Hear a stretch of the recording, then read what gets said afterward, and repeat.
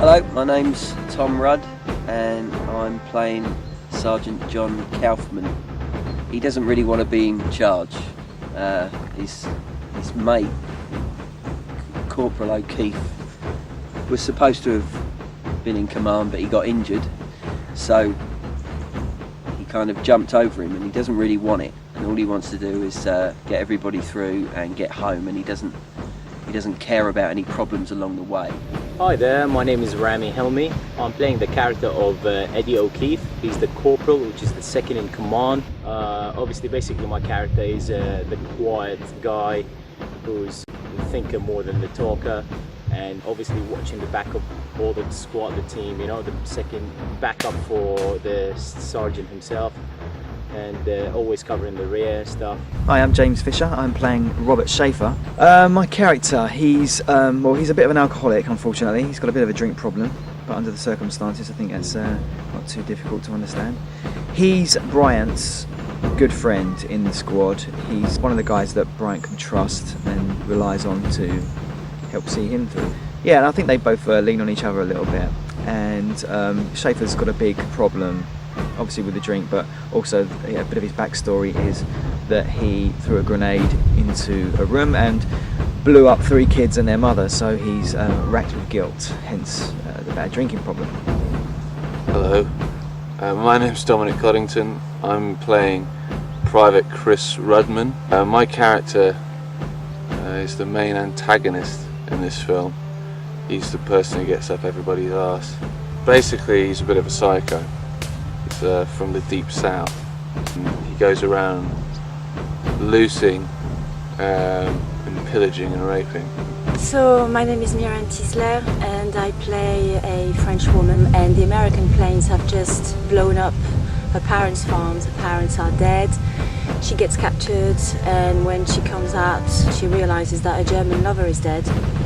She was a kind of collaborator, although I think she just fell in love with the guy, and she gets raped and then she dies. It's a hell of a day. I'm just here as a fat German, which you never see every day, helping a friend out. He's asked me to come along and just come in as be a German. They're a bit short of Germans, so I like playing Germans. Yeah, today we're going to do, it's our first scene with some German armour, so that'll be interesting.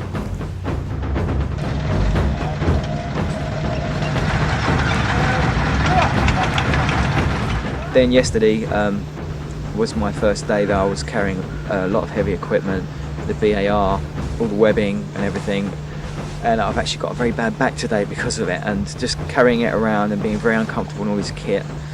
And I actually remember in the middle of a scene thinking to myself, how unfortunate I am at the moment for carrying all this crap, and then getting a sudden sense of, you know, how these guys must have felt. Well, I think one of the things that I've realised more than anything else is just how, I mean, how fit they must have been, because the stuff they have to carry is just ridiculous. And the feeling of this is just amazing, you know. I mean, like, doing it a few days, it's been, I mean, absolutely a killer.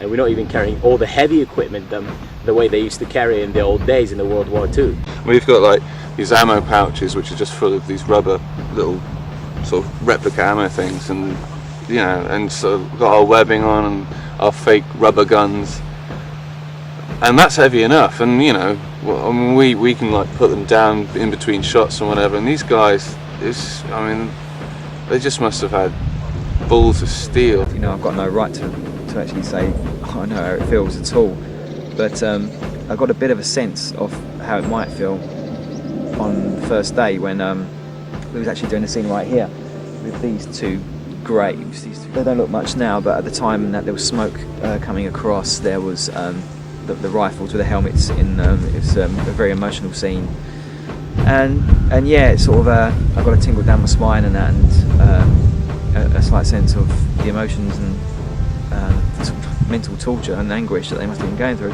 Just the thought that you could get killed any minute. You know, you're walking along, you might just tread on a mine. You know, all you can really do is you know, have a bit of respect for the, you know, the characters that you're playing.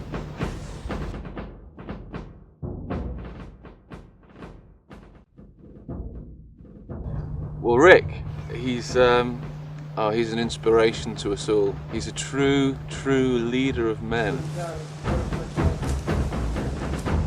Rick is very dedicated to the actual subject. He's got a huge interest in it, as have I. He supplies all this equipment. He's helped out on Band of Brothers, so he's got a lot of good experience. He's having to do everything himself, like he's directing, he's producing, he's written the thing. He's even letting me stay at his flat. His girlfriend's had to leave, so she's staying somewhere else for a couple of days because she doesn't want to live with 3 smelly guys in this small 1-bedroom flat, which is fair enough. He thought he could make a very good film, and I had a lot of confidence in him that he could. And being here on the shoot and that, I've got no reason to think otherwise. Things been very good. There's been a few curveballs thrown at him, and he's dealt with them very well. Yeah, he's a really good bloke, and he's a really good director as well. He's really chilled out. He keeps everybody on track, but he gets the whip out if people start acting up. There's a fair chance that the blooper reel could be longer than the actual film, because there's been some classics. He loves it, doesn't he? The professional attitude of everybody, the cast, the crew, the director, I would say this is going to be a pretty good film. It's going to be pretty awesome, and I'm looking forward when this all finishes and edited together and watch it. So, he's doing a great job.